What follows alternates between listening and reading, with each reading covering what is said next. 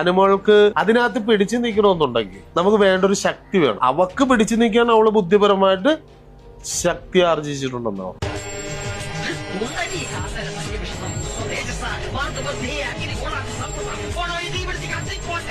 പറഞ്ഞ അനുമോള് ജയിക്കാനായിട്ട് എന്തോ ചെയ്തിട്ടാണ് അപ്പൊ അവ കൊണ്ടുവന്നത് എന്നാണോ?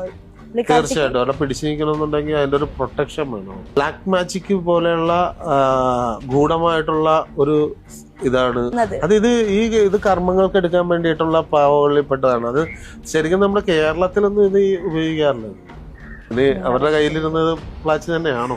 അവരുടെ കയ്യിൽ നിന്ന് ഒരുപാട് സ്ഥലത്ത് ഒറിജിനലിന് വേണ്ടി തപ്പി, പക്ഷെ ഞങ്ങൾക്ക് കിട്ടിയില്ല. ഒരു 3 ദിവസത്തെ പരിശ്രമത്തിന് ശേഷം ഞങ്ങൾ അവസാനം ഉണ്ടാക്കിയെടുത്തൊരു പ്ലാച്ചാണ്. അതിന് ശരിക്കും പറഞ്ഞു കഴിഞ്ഞാൽ ഇത് അവർക്ക് വേണ്ടിയിട്ട് അവരുടെ കയ്യിലിരിക്കുന്ന പാവ അവർക്ക് വേണ്ടിയിട്ട് മാത്രം ഇണക്കിയെടുത്തതായിട്ടുള്ളതാണ്. ഇതിപ്പോ നോർമലി ഒരു പാവ.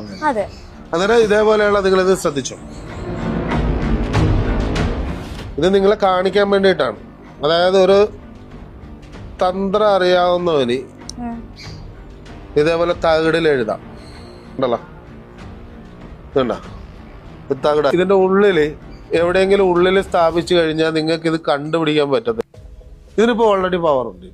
ഇതേപോലെ തകിട് വെച്ച് തരികയാണെങ്കിലോ ഭക്ഷണത്തിനകത്ത് ചേർത്ത് തരികയാണെങ്കിലോ ആഭിചാരപരമായിട്ടുള്ള അറിയാവുന്നവൻ ചെയ്താൽ അവന്റെ അവസാനവും ഉണ്ട്, നല്ലതും ഉണ്ട്, ചീത്തതും. ഇപ്പൊ അവയുടെ ഈ ഭാഗത്താ വെച്ചിരിക്കുന്ന ഒന്ന് പിടിച്ചു നോക്കിക്കേ.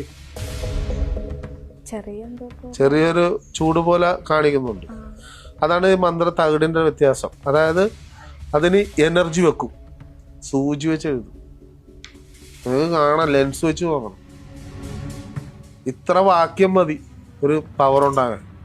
ഈ ഭാഷ നിങ്ങൾക്ക് മനസ്സിലാവുന്നുണ്ടാകും.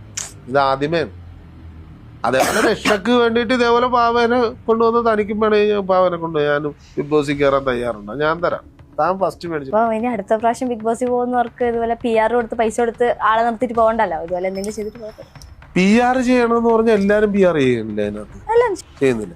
ശരിക്കും അത് നേരായ മാർഗത്തിലാണ് ജയിക്കുന്നത്.